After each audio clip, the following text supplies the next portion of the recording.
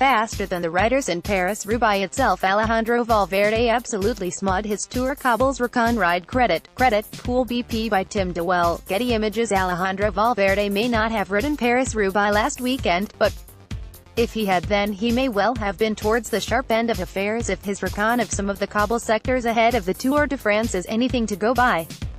Valverde traveled to northern France on Tuesday to take a look the final 110 kilometers of Stage 9 of the 2018 Tour de France, which features many of cobble sectors used in Paris-Roubaix and finishes outside the Roubaix Velodrome, and posted his ride on Strava. Greater than the best morning ride of all time.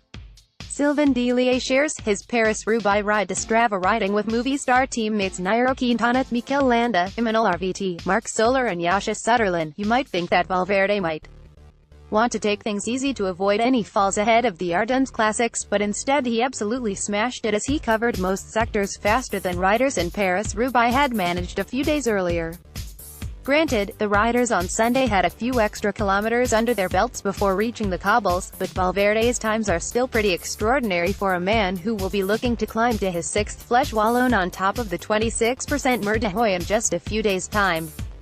The movie star riders joined the Paris-Roubaix route at around the 77 kilometers to go mark, with Valverde immediately tearing it up on the cobbles at Boulogne, where he narrowly missed on the KOM, held by Edward Theuns from 2015, but was still 15 seconds quicker than anyone in the 2018 edition of Paris-Roubaix.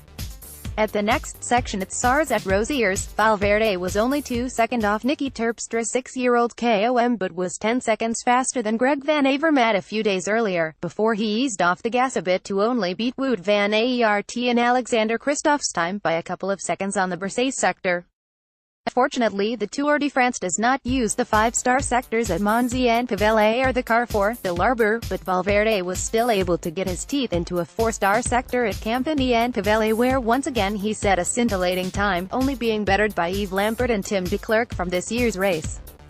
So just as Vincenzo Nibali was able to thrive on the cobbles in the 2014 Tour de France, should you be looking forward to another climber finding success on the pavé in 2018?